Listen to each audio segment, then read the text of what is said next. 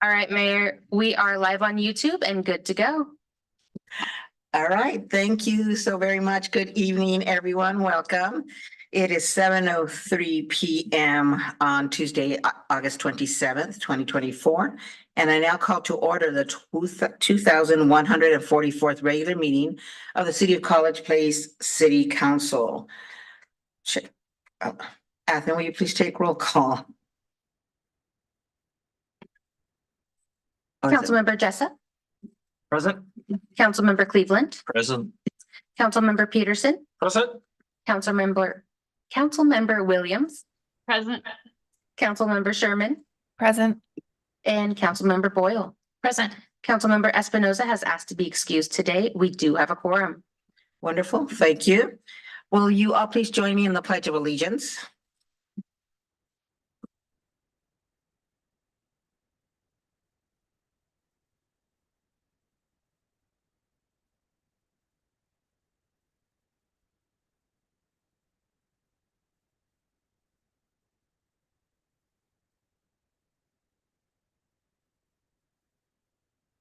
All right, thank you. It's now time for public comment.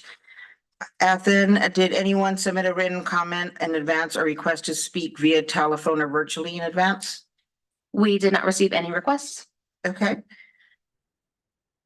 If anyone that is in council chambers would like to speak during our public comment period, please raise your hand. All right, seeing none, we're going to move on then. We're going to move on to our consent agenda, which consists of tonight's agenda, August 27, 2024, the council minutes from August 13th, 2024, and excusing council member Espinoza. Are there any items any council member would like to move from the consent agenda at this time? And if not, do we have a motion? I'll make a motion to approve the consent agenda. Second. Councilmember Cleveland. Thank you. All in favor, say aye. Aye.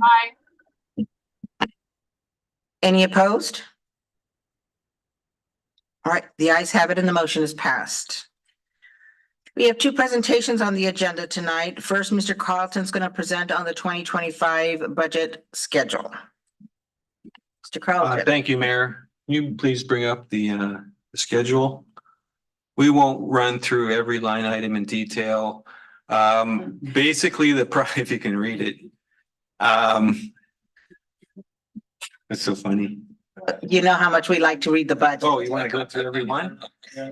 Well, Sorry. we are, we're a little bit behind my preliminary schedule. So currently, we're going to be issuing the timelines for the department managers to get their budgets into us. Hopefully, up to the point before we're going to meet the week of, I think it's September 9th. Between the 9th and 23rd, we're going to meet with the department heads, Mike and I, to do preliminary review of their budgets. Unfortunately, that's only a couple weeks away. So we'll be hitting the ground hard in the next couple of weeks to get those numbers input. The first important date for council is on the council meeting on the 24th of September. That will be the review of the preliminary budget numbers for revenues. And at that point, we'll also be talking about property taxes at the same time. After that, we'll have at the workshop, we'll review what the department heads had submitted.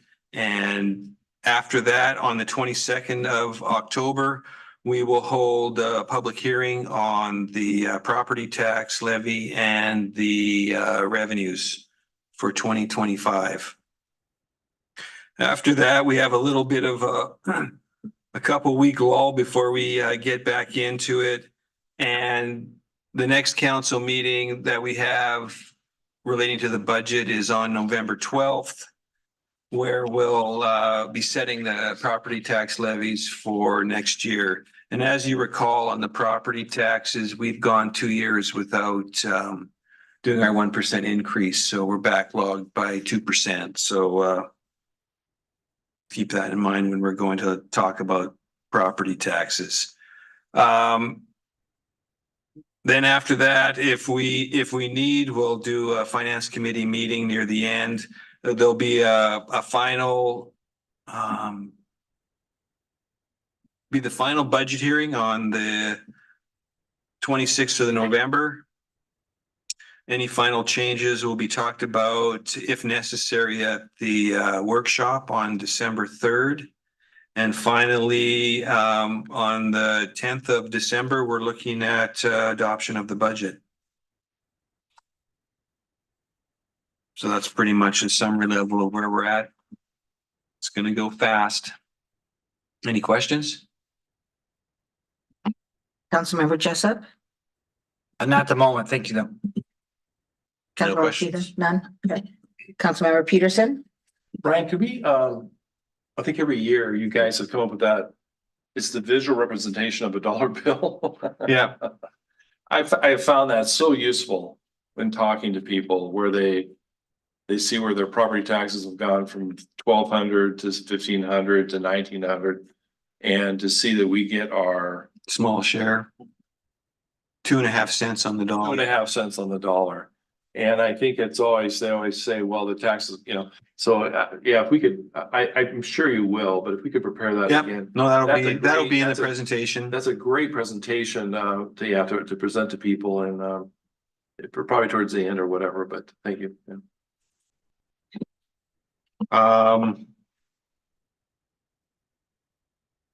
Councilmember Williams? No questions, thank you. Councilmember Sherman? No questions, thank you. Councilmember Boyle? No questions?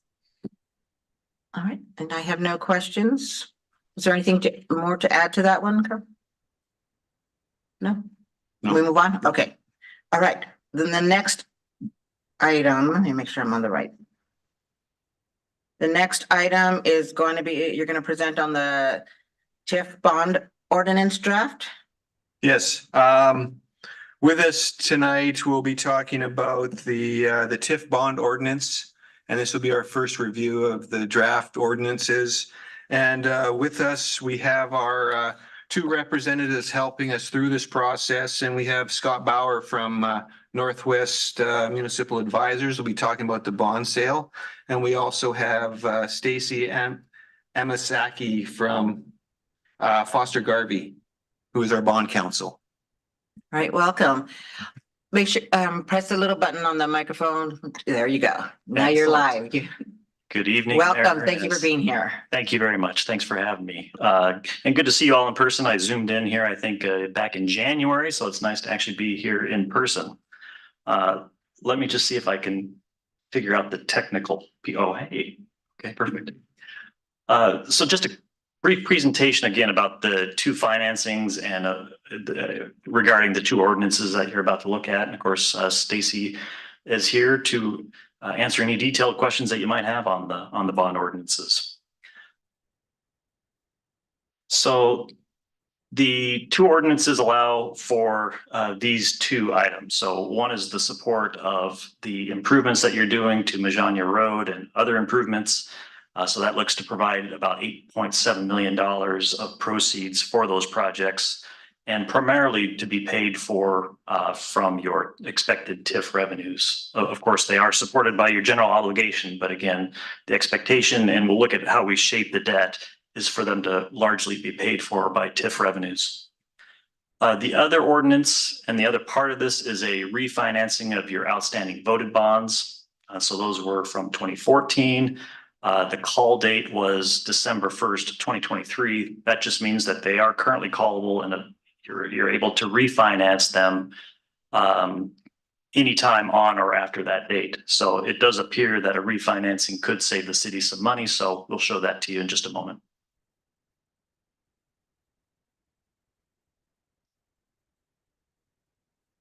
Oh dear.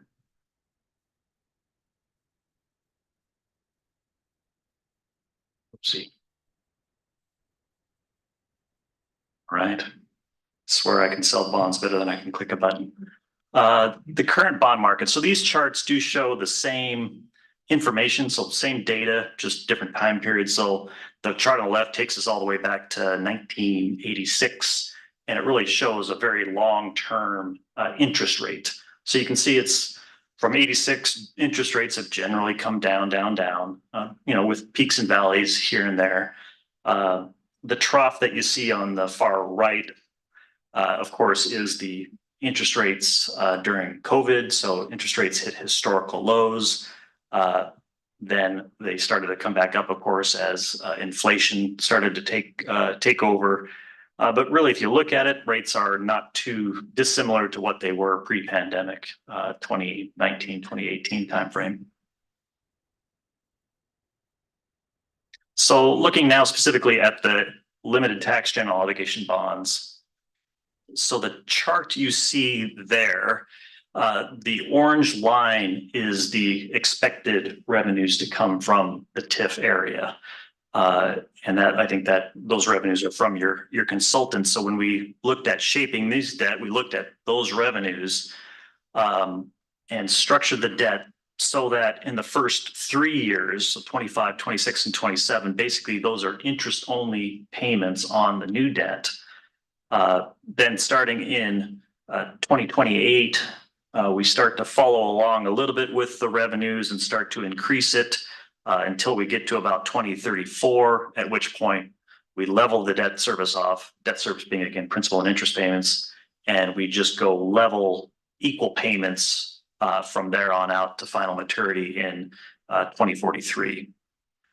The bonds are or will have a call date. So currently we're expecting that call date to be June 1 of 2034. So meaning when you get out to that date or toward that date, you would be able to pay the bonds off in part or in whole with TIF revenues, other city funds, or to refinance the debt with bonds. Again, that'll be your choice. And that date, once again, is not a date you have to do something. It's your choice to do it if it makes sense to do so at the time. And again, these bonds provide those $8.7 million of proceeds. So turning to the voted piece, this would refinance the 2014 bonds. We keep the structure the same as your existing debt. So we didn't change the shape of it. We didn't extend it out. We just lower the payments from what they are now each and every year. So based on recent interest rates, it would look to be about $23,000 of annual savings. If we were able to take those $23,000 out into the future, but put them all in your pocket today, that's what's reported there on the lower two lines, then a net present value. So that's $181,000 if you could put them in your pocket today, which equates to about 4.6% of the refunded bonds principal amount. So that does exceed the threshold that you will see in the bond ordinance. So just some financing steps that we have remaining to do. So we've been working on financing documents, those coming from Stacy and her office. So we have the bond ordinances, which are here tonight, the official statement, which is the offering document that would be sent out to prospective investors who may purchase both series of bonds. So here today then for you to review those and then back again on September 10th for your approval. We also have a call set up with the rating agency, S&P Global Ratings. They'll review the credit and assign a bond rating to both series of bonds. Then in late September, we review bond market conditions, make sure we're ready to go out to sale. October 2nd would be then what we call a competitive sale. So the official statement will be distributed nationwide, and our underwriters from across the nation, some of which you may have heard, some of which you haven't, will submit their bids for each series of bonds. So it could be a different underwriter for one series versus the other. We will select the bond underwriter that submits the lowest true interest cost. So again, the best cost to the city is the winning bidder. And then about 2 weeks later, the bonds would close. You would get your funds on the LTGO bonds for the Majania Road and other projects. And then the voted bond those proceeds would go either into an escrow or directly to bondholders to pay them off. So that's completes my presentation. Happy to answer any questions on the financing, or again, Stacy, any words on the bond ordinance or ordinances? So again, there's two bond ordinances in your packets tonight. One is, again, for the TIF projects.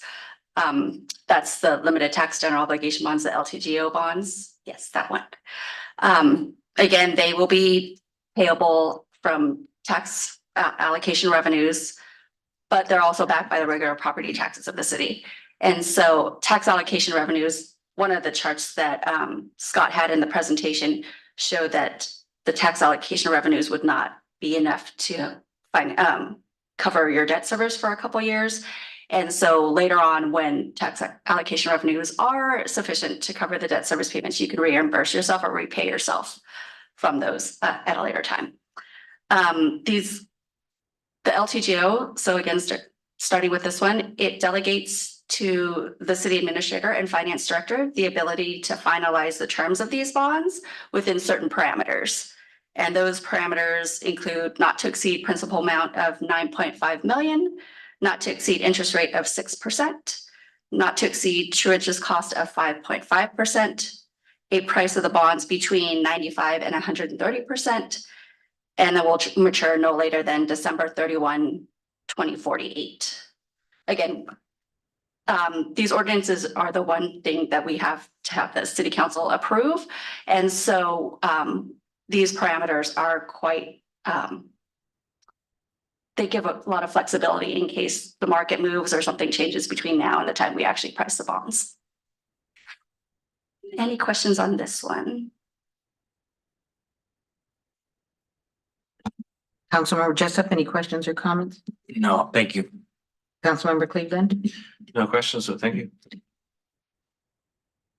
Councilmember Peterson. So bonds, it's a teeter-totter, interest rates, valuation, correct? From Economics 102. So I'm sorry, are we talking the price versus the yield, or what was your, can you repeat your question? So what we pay in interest on a bond, and what the valuation of that is, the offset of that is the going interest rate, but it's also true is the valuation or the appreciation of the trust or the value of the bond. Well, I mean, so the bond interest rates and the interest that you're going to pay or the city's going to pay will be fixed upfront. And so that's going to be, we'll be looking at what is the market spread based on like a AAA credit.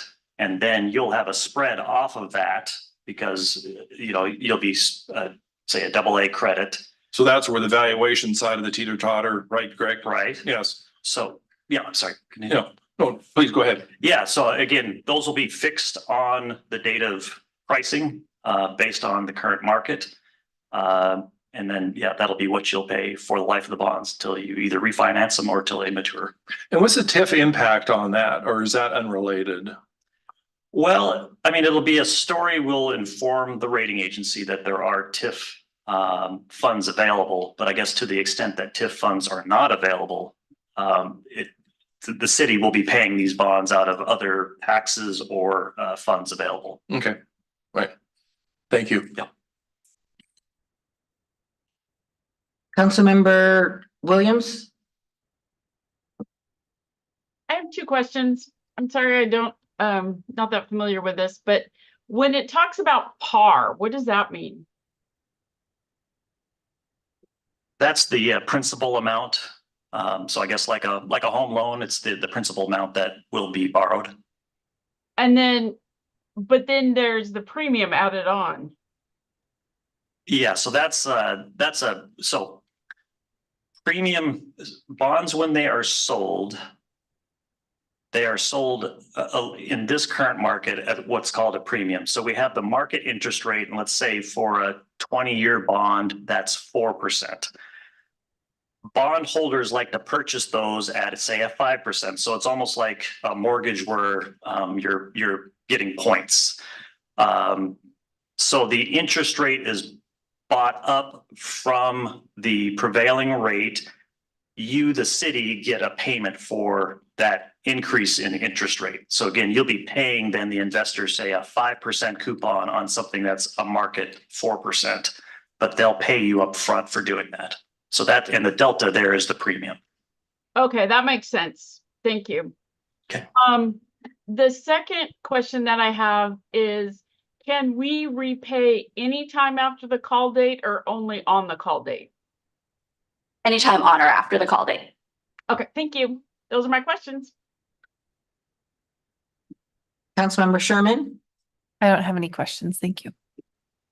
Councilmember Boyle, No questions. Thank you guys so much. any member of the staff wanted, Brian, anything you wanted to add? Perfect. And then so the second ordinance is the refunding one. Sorry, I guess I could have done both of them. This is the unlimited tax general obligation refunding bonds. So if market conditions are favorable, we will go ahead and again, if you're delegating to Mike and Brian the ability to finalize the terms of these bonds. So if it meets the parameters and if there's enough savings, we will go ahead and issue these bonds as well. And those parameters are not to exceed principal amount of 4.1 million, not to exceed interest rate of 6%, not to exceed true interest cost of 4%, a price between 95 and 130%, will mature no later than December 1, 2033, which is the current final maturity of the 2014 bonds we would be refunding, and then provide a minimum net present value savings of at least 3%. Okay. Councilmember Jessup, nothing. Councilmember Cleveland, no. Councilmember Peterson, no. Councilmember Williams, No, thank you. Councilmember Sherman, No, thanks. Councilmember Boyle. No, thank you guys. All right, no questions. Thank you so very much. Thank you. We'll think about this all night and then we'll think of questions like at 1 a.m. saying I should have asked this question. Thank you so much for being here. We appreciate it. All right. There's no public hearings tonight, so we're going to move on to our action items. And the first one, Mr. Rizzatello is going to present on the, resolution to accept the state EECBG grant. Okay, thank you. So this was an energy efficiency conservation block grant through the bipartisan infrastructure law. We ended up getting awarded funds and then they had some leftover funds, so we asked for those too. So with that, they will be doing energy savings analysis blueprint for fire station, and that'll directly tie in with the earmark money we're getting to execute that. Also upgrading the lights in the parking lot here at the municipal campus, some exterior lighting adjacent to the water tower, and then also this will come with as-built plans for the lighting over by the pickleball basketball courts and the like at Kiwanis Park. All right. Councilmember Jessup, questions or comments? No, thank you. Councilmember Cleveland, no. Councilmember Peterson? Was this the article in the Union Bulletin about energy conservation? Yeah. Or this is related directly Yeah. to that? Okay, Yeah. okay. Thanks. Councilmember Williams? No questions. Thank you. Councilmember Sherman? No questions. Thanks. Councilmember Boyle? No questions. We love extra money. Yeah, thank you so very much, especially for energy efficiency. All right, if there's no further questions or comments, do we have a motion for a resolution here? Motion to approve resolution number 24-060, which authorizes city administrator to sign the EECBG grant agreement with the State of Washington Department of Commerce. Second, Peterson. We have a first and a second. Any additional comments? Hearing none, all in favor say aye. Aye. Aye. Any opposed? All right, it's unanimous. The ayes have it and the motion is passed. Thank you, Mike. Next, you're gonna share, we have a resolution of support for Wild Horse Foundation grant. Yes, so, this is an inquiry to try to get funds from Wild Horse, Foundation to upgrade our security, cameras, because we've had that program in place since about 2017. So that means a lot of the underlying technology in the older cameras is 4G as opposed to 5G. So that's causing some glitches in the video relay from time to time. So, they're recommending upgrades of the older cameras, so essentially the guts of the camera, if you will. And then also this would include money to acquire another unit so we could put one over at Rose Street, somewhere between Cary and Lambert Street. Okay, Councilmember Jessup, Oh, thank you. Councilmember Cleveland, No questions? Councilmember Peterson, Nothing. Councilmember Williams. I'm a little bit confused. Could you talk a little bit about why you want to put one on Rose Street between Lambert and Cary? Because it's like a traffic cam, right?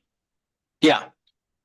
Well, it's a camera that helps multiple things. So if there's crashes, it just helps with evidence. Also, when we've used them over at Home Depot and Walmart, they've been helpful in investigations of retail theft and the like, and just incidents out in the field. So it's just helpful to have those cameras as you're getting in and out of the city. It's been helpful in the apprehension of multiple criminals with various incidents across town over the years, and this is another entryway into the city.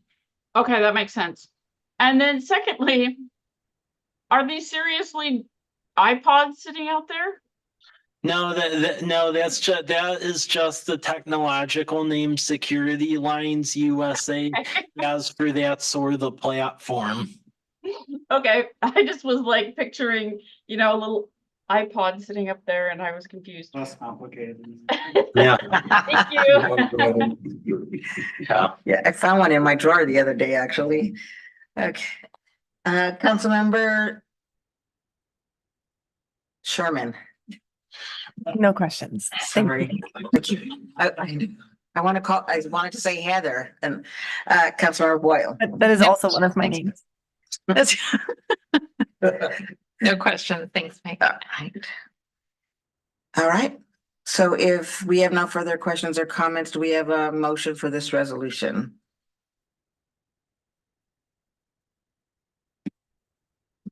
I'll motion to approve resolution number 24-061, which supports grant application for $20,000 to acquire one Security Lines camera system and upgrade equipment for 5 of the units. Thank you. Do you have a second? Councilmember Boyle, second. Any further discussion? Hearing none, let's vote. All in favor, say aye. Aye. Aye. Aye. Any opposed? All right, the ayes have it and the motion is passed. Good luck with that, Mike.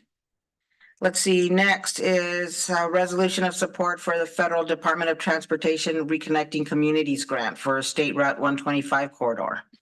Okay, thank you. So this item would go towards funding and analysis of State Route 125 throughout the city limits urban growth area, Myra Road to Old Milton Highways, such as speed, appropriate crossings, as you know, like with the intersection of College Avenue and 125, eventually trying to tee that up toward the whole eventual roundabout concept, and then various complaints over the years with noise.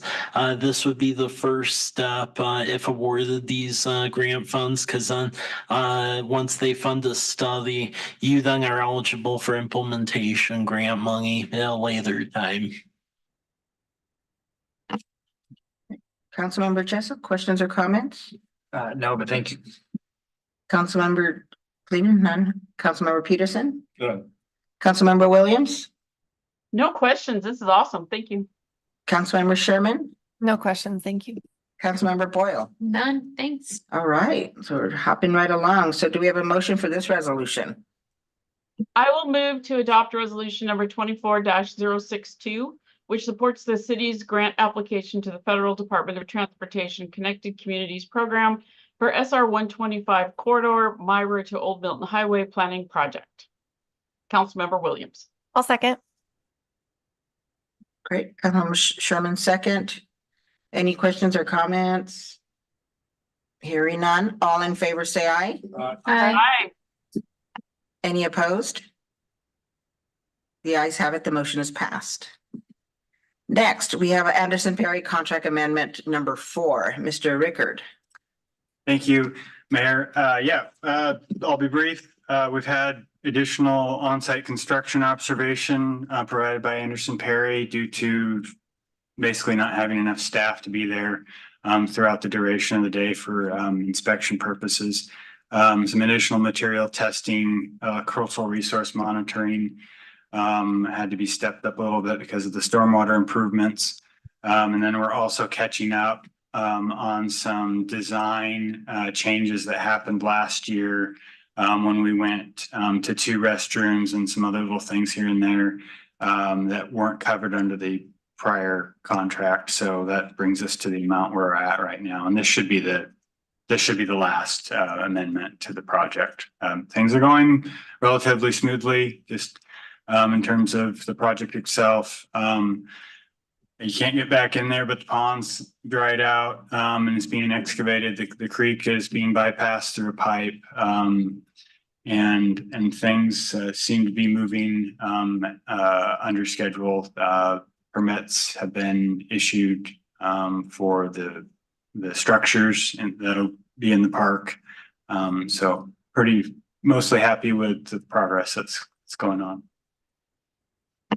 Okay. It's so hard to tell progress and right now, because it just seems like nothing, right? But yeah, and it's just more dirt and more dirt. So it's so hard to tell. Councilmember Jessup, questions or comments? I will tell you, I had a small chuckle and I empathize with you in the sense that we had teacher training last week and there was a whole slew of elementary teachers asking us like, when's that going to be done? I start chuckling going, oh my gosh, that's a big project, friends. Like it's not a recarpeting. This is still within the contingency. When we first did the budgeting for this type of project, obviously we do for contingencies to extra 10, 15, 20%. This is still within that same budget. No, this is separate for the project management and engineering design with Anderson Perry is a separate contract. The contingency is part of the construction side of it. Yeah. So this is an addition. Yeah. But it's still within the REAP funds. Yeah, there's room in the REAP funds because Brian and I've been figuring, just given how long we've been at this project, this is everyone on board. This is going to get finally done and everything else could wait a bit. So that's what we've been programming for. Got it. Great. Thanks. Yeah. Councilmember Cleveland. Sounds all right. I was curious though, with all the dirt being disturbed, there's anything interesting been uncovered, like any old construction foundations and anything? No.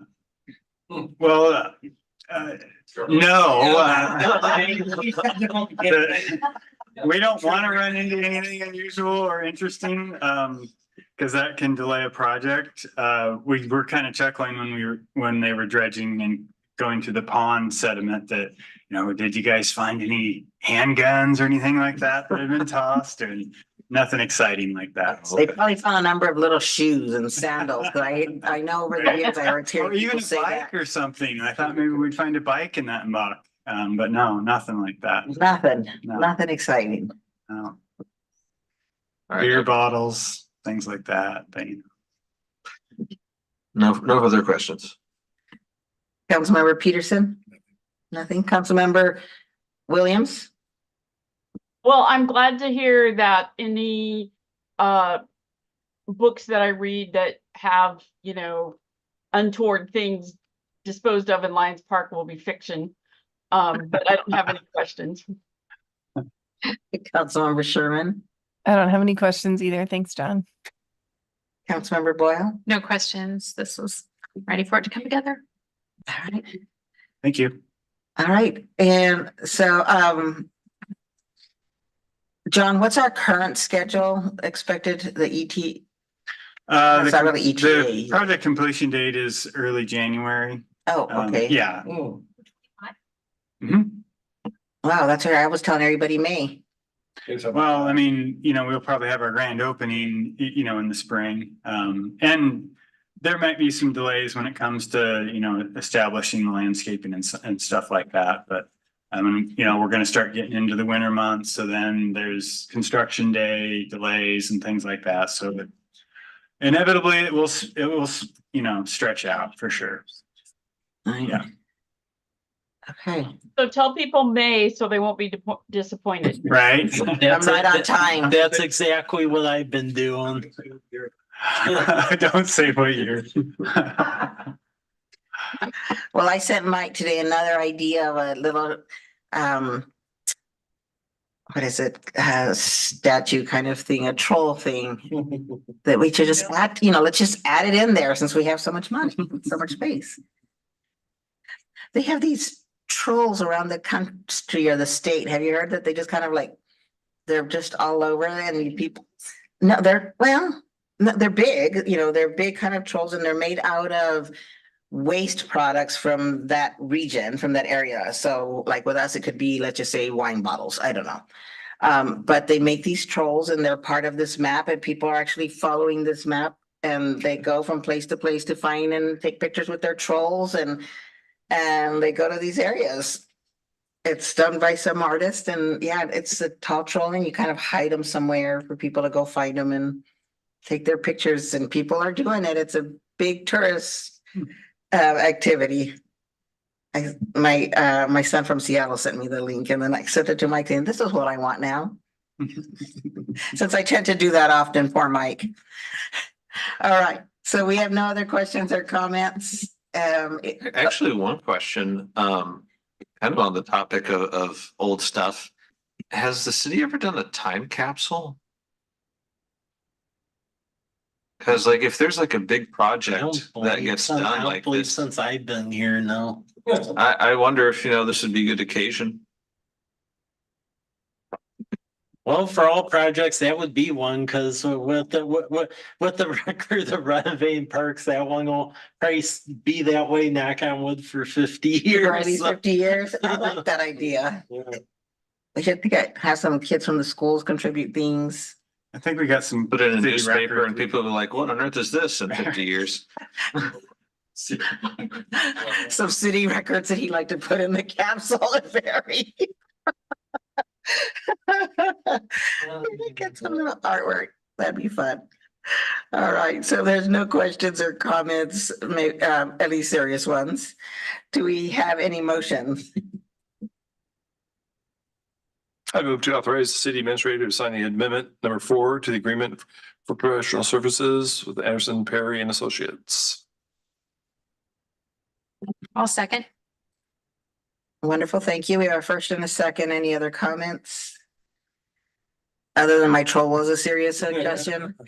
All right, let's vote. All in favor, say aye. Aye. Any opposed?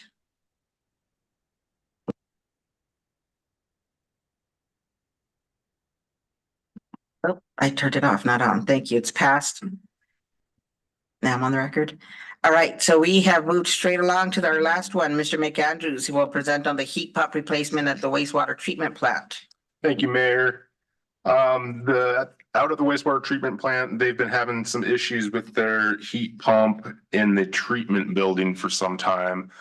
They've been able to make temporary repairs and keep it going, but as of recently, it's been down and they had Grassi out, I believe, to make some repairs and discovered that it's too old and the parts aren't available. So Jacobs, who operates our wastewater treatment plant, went and got 3 quotes for replacement, and those quotes ranged from, I think, $22,000 out of here somewhere, $22,571.70 to, thank you, 26,000. Where'd you find that, John? 720.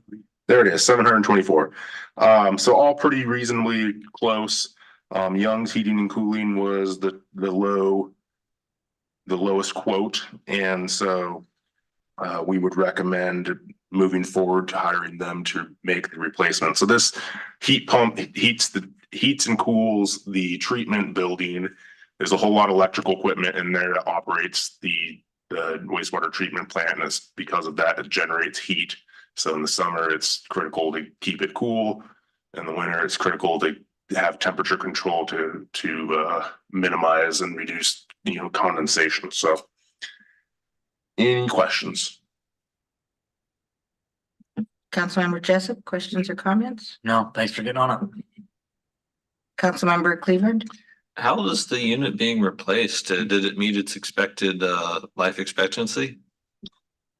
Honestly, I don't know the age of it off the top of my head. I believe it is original to the building, so I would say yes. I don't know that for sure, but yeah, no parts. Councilmember Peterson? No questions. Councilmember Williams? I just feel really bad that we didn't get to this sooner. Thinking of the staff spending this summer with all our record-breaking heat, and they're just leaving the doors open to keep it from getting too hot. That just sounds bad. So yes, this is definitely a good idea. Councilmember Sherman? No questions. Councilmember Boyle? No questions. All right, if we have no further questions or comments, do we have a motion? I'll make a motion to approve the replacement of the heat pump for the treatment building at the wastewater treatment plant and authorize the Public Works Director and Jacobs to enter into a contract with Young's Heating and Cooling in an amount not to exceed $26,000 to replace the heat pump. Second, Peterson. Did you hear that? Peterson did a second. Okay, any questions or comments? All right, all in favor, say aye. Aye. Any opposed? All right, the ayes have it and the motion is passed. Thank you, Mr. McAndrews. All right, let's see next. So we're done with action items. We're now going to be moving to administrative reports, of which we have 3 on tonight's agenda. Ms. Is Ms. Colwell? Oh, she is here. Okay, so Ms. Colwell's going to present on public records codes update and policy action. Yes, thank you, Mayor. When our former clerk, Lisa Neisel, left employment with the city and I took over the public records request and response duties from her, I had an opportunity to review what we currently have in our city code governing public records and public records requests. And that code was passed in 2017. And a lot of the procedures that are in there, I shouldn't say a lot, but some of the procedures in there, the requirements don't reflect what the city actually does in practice. And so my initial thought is we need to update the code. In doing that, in revising the code, I thought perhaps there is no requirement that the city pass such an extensive code that we have that goes into great detail about what we do. I thought it would be a good idea to consider shrinking that code down to just the bare minimum and agree or authorize city council to prepare a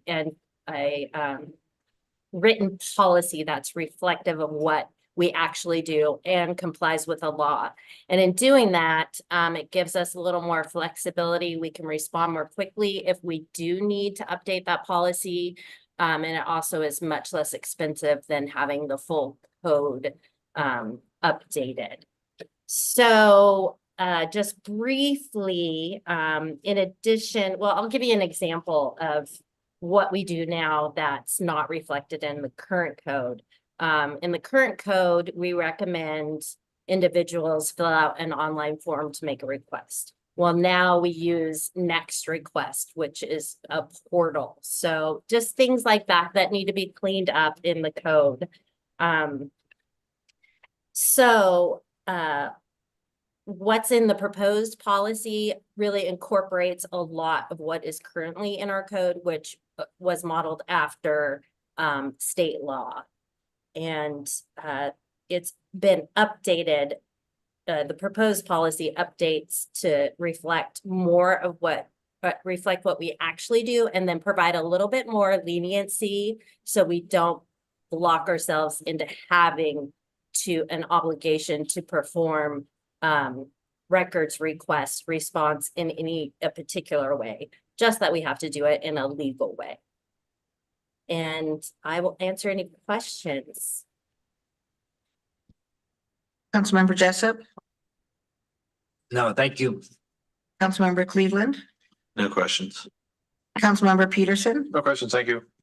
Councilmember Williams, No questions. I admire the proposed update. It's very concise. Councilmember Sherman, No questions. Thanks, Ree. Councilmember Boyle. I don't have any questions. Thanks for taking this on. You're welcome. And I will say, Councilmember Williams, whenever I'm writing anything, when I reread it, I think of you. I'll take that as a compliment. It is a compliment. And I get rid of a lot of words.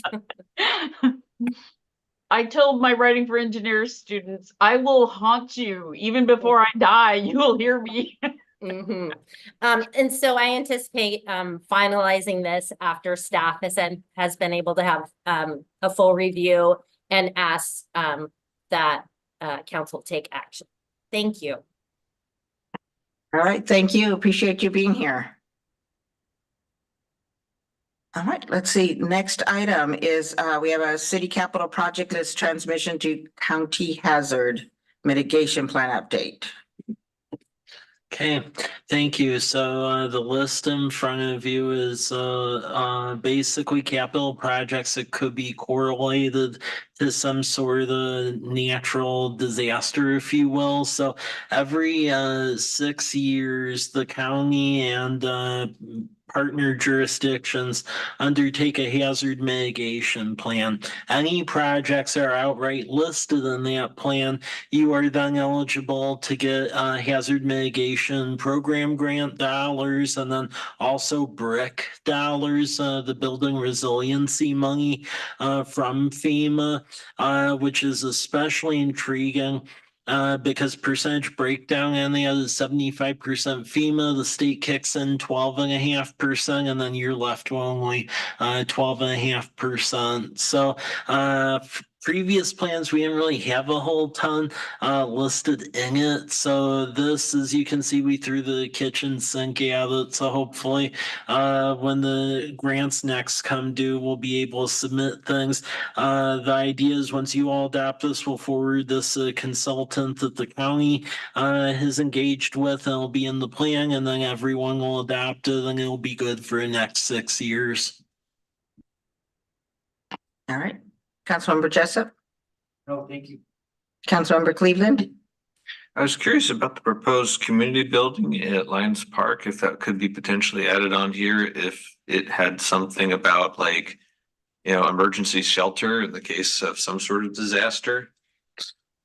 It could. That's something we could look into it. The only reason I didn't include it is because it's not already existing, and that might be a little bit of a weak thing when we're trying to put everything point. else into it. Maybe in the So future. I was trying to be cautious.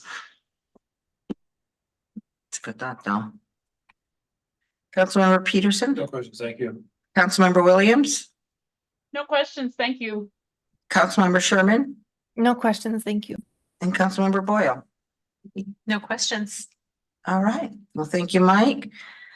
Lastly, we're going to hear about the wastewater service connection and modification fee codes update, and Ms. Colwell is going to present on that as well. Thank you, Mayor. It came to my attention recently that there is some possibly confusing language within our code that needs a fix by council. So when a property developer or owner wants to connect to city sewer, the city charges a base fee for that, and then starts charging the monthly service fee. And in our code, it states that the charges will begin when water service is connected, which makes sense. But it appears that the intent or the thought was charges will begin when city water service is connected. And we have some areas within our city that we serve with sewer or wastewater, but we don't serve for water. And so there's a gap in that ability, or when do we start charging the fee? So the proposed code update just clarifies that we began charging the fee for wastewater when water service is connected or installed, and it doesn't matter whether it's city or non-city. And I anticipate that we'll bring this before the next city council for adoption. Happy to answer any questions. Okay, Councilmember Jessup? Questions or comments? Not at the moment, thank you. Councilmember Cleveland? No. Councilmember Peterson? No questions. Councilmember Williams? No questions, thank you. Councilmember Sherman? No questions, thank you. Councilmember Boyle? No questions. All right. Thank you again, Ms. Colwell. Mhm. All right, there's 3 informational packets in your reports in your packets for your review. If you haven't done so, please do. We do not have an executive session tonight, so we're all the way down already to closing items. Is there any other business for going of the order? If we do not have any, do we have a motion to conclude? So moved, Councilmember Williams. Is there a second? Second. That Councilmember Peterson second. If there's no objection, the meeting is concluded at 7:54 PM. Thank you, everyone. Have a good night. Bye. Bye-bye.